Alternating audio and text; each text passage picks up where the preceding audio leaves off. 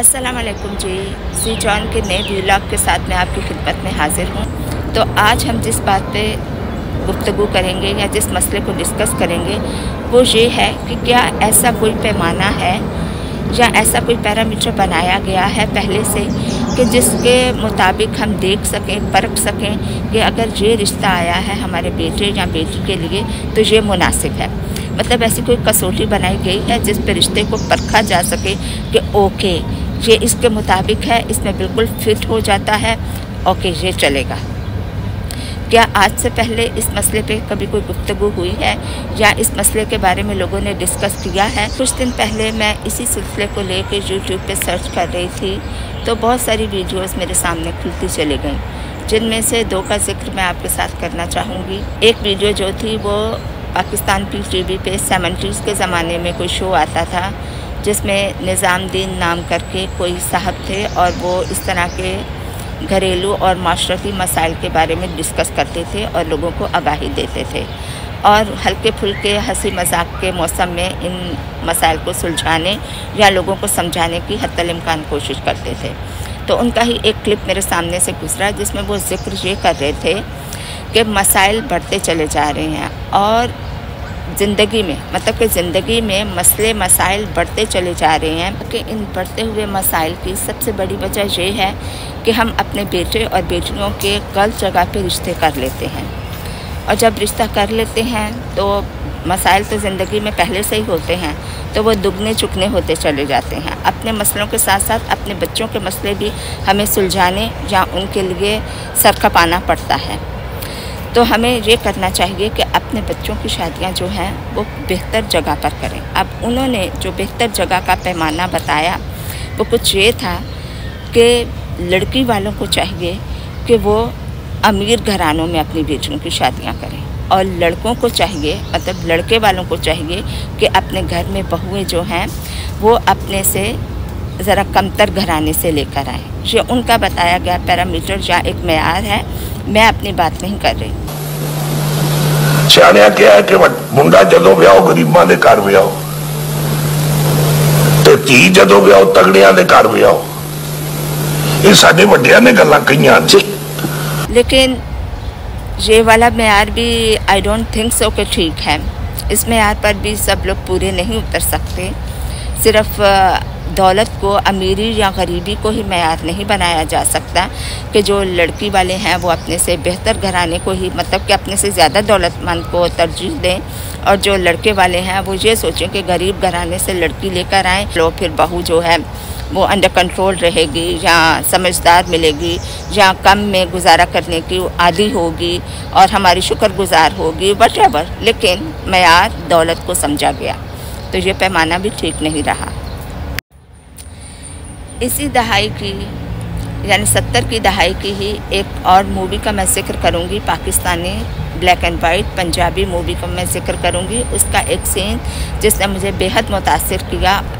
तो मूवी कुछ ऐसे है कि गांव का जो अमीर चौधरी होता है, बड़ा ज़िम्मेदार होता है, खाता पीता है और अच्छा मतलब खुशहाल होता है, वो अपने बेटी की शादी के लिए, रिश्ते के लिए, आपको पता है कि पहले ज़माने में रिश्ते करवाने के लिए जो नाई हजरात थे उनकी ही खिदमत ली जाती थी, यानी उनसे सिर्फ हजामतें नहीं करवाई जाती थी या उनसे सिर्फ शादी पे खाने नहीं पकवाए जाते थे बल्कि उनको अपने घर के इन मसाइल में भी शामिल किया जाता था और उन लोगों को हर घर में क्या चल रहा है या क्या कितनी उम्र के बच्चे बच्चियाँ हैं और घर के हालात क्या हैं और किसके लिए रिश्ता तलाश किया जा रहा है, दे नो एवरीथिंग।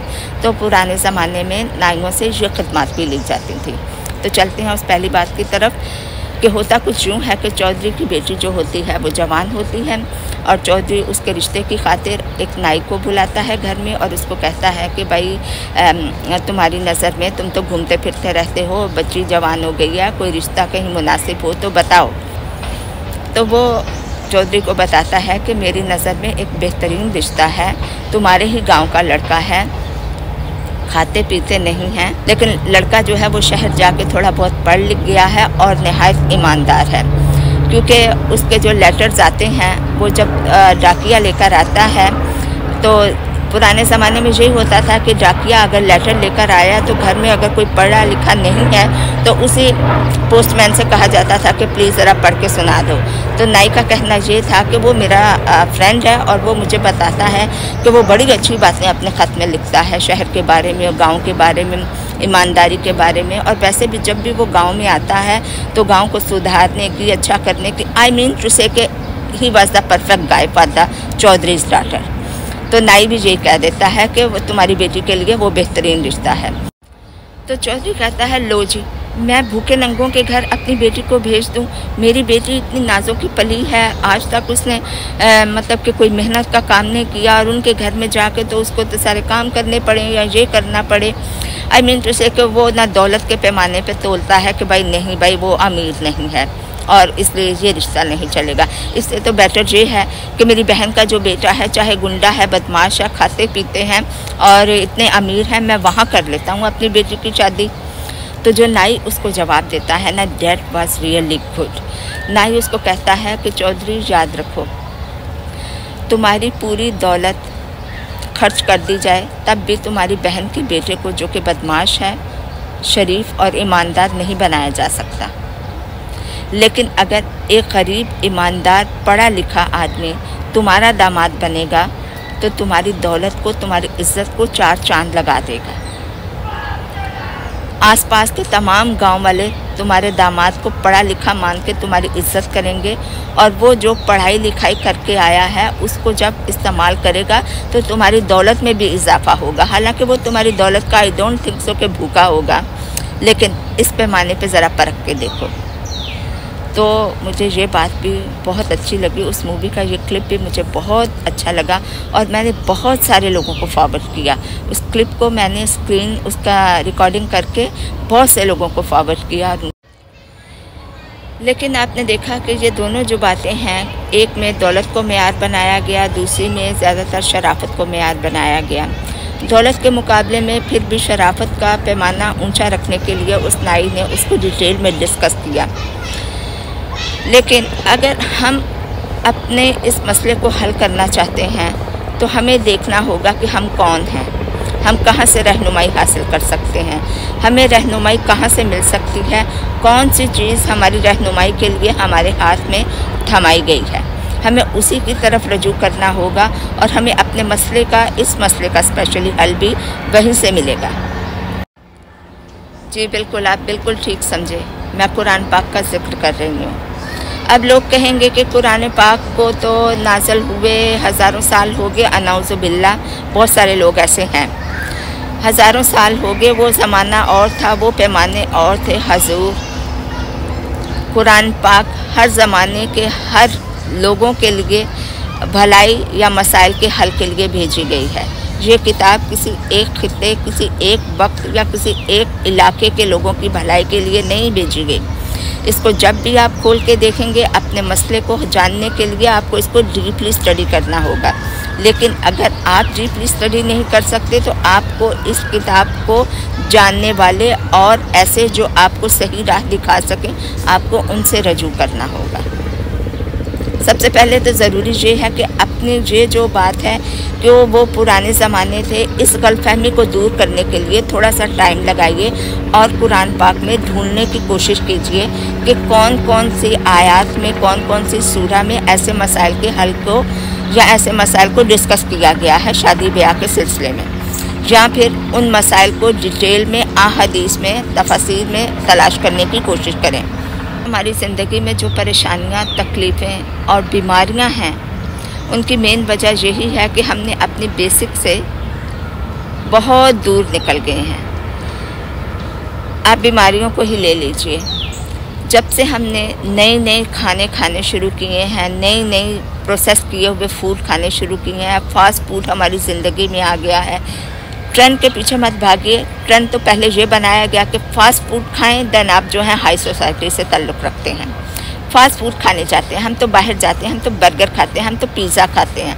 बर्गर और पिज़्ज़े खा खा के जब ओबेसिटी का शिकार हो गए, मोटापे का शिकार हो गए, तो तब हमें मेहनत और मुशक्क़त की तरफ लगा दिया गया कि ओके वर्कआउट करो, जिम ज्वाइन करो, देन हमारे खाने को ऑर्गेनिक बनाने की तरफ तवज्जो दी गई और कहा गया कि ओके आप तो तुम सिर्फ यही खाओ, थोड़ा सा खाओ, भूख रख के खाओ और ऑर्गेनिक खाओ और ज़मीन से निकली हुई चीज़ें खाओ, पानी ज़्यादा पियो, मीठा कम खाओ ताकि तुम्हारा मोटापा कम हो जाए। तो ये होता है ट्रेंड के पीछे भागने का नतीजा। ट्रेंड के पीछे भागे, फास्ट फूड के पीछे भागे, मोटे हो गए तो अब दुबला होना ज़रूरी है क्योंकि ये ट्रेंड है। तो उसको ठीक करने के लिए दोबारा से वही खाना शुरू किया जिसको खाना छोड़ के हम फास्ट फूड के पीछे भागे थे। तो यही हल है इस मसले का कि अपने बच्चों के लिए बेहतर और बेहतरीन रिश्ता कौन सा है। इसका मेयार मेरे अल्लाह के नबी पाक हज़ूर पाक सल्लल्लाहु अलैहि वसल्लम ने, अल्लाह ने कुरान में और रसूल अल्लाह सल्लल्लाहु अलैहि वसल्लम ने अपनी हदीस में डिटेल से बता दिया है। जब तक हम उधर रजू करके उस मेयार को नहीं जानेंगे, उसको नहीं परखेंगे, आप देखिएगा कि अगर आप कुरान पाक को सिर्फ अपने इस एक मसले के हल के लिए पढ़ने की या जानने की कोशिश करेंगे तो आपके कहीं और साथ मसाइल और मुश्किलात जो और परेशानियां जो हैं वो हल होती चली जाएंगी। सवाब का सवाब और परेशानियों से निजात अलग। तो आम के आम और गुठलियों के दाम। तो अल्लाह पाक ने जो मेयार कायम किया है वही बेहतरीन है। सपोज़ रसूल पाक सल्लल्लाहु अलैहि वसल्लम ने कहा कि खाने के बाद मीठा खाना ज़रूरी है। लोग इसी चक्कर में कस्टर्ड, खीर और हलवे और पता नहीं ना जाने क्या क्या खाते रहे, मिठाइयाँ, इवन के मिठाइयाँ। ओहो रसूल पाक सल्लल्लाहु अलैहि वसल्लम ने कहा है कि खाने के बाद मीठा खाना सुन्नत है। तो दोस्तों, रसूल पाक सल्लल्लाहु अलैहि वसल्लम के ज़माने में शुगर तो नहीं थी। वो जो मीठा खाते थे वो या तो खजूर से बना होता था या शहद से बना होता था। खजूर भी सेहत के लिए बेहतरीन है और शहद से बढ़ के बेहतरीन चीज़ कोई नहीं सेहत के लिए। तो पहले आप ये तो देखिए कि किस किस्म का मीठा खाते थे रसूल पाक सल्लल्लाहु अलैहि वसल्लम। सिर्फ ये सुन लिया कि खाने के बाद मीठा खाना सुन्नत है, इसलिए हम खाएंगे कस्टर्ड, हम खाएंगे ट्राइफल, हम खाएंगे कोई क्या कहते हैं वनीला केक।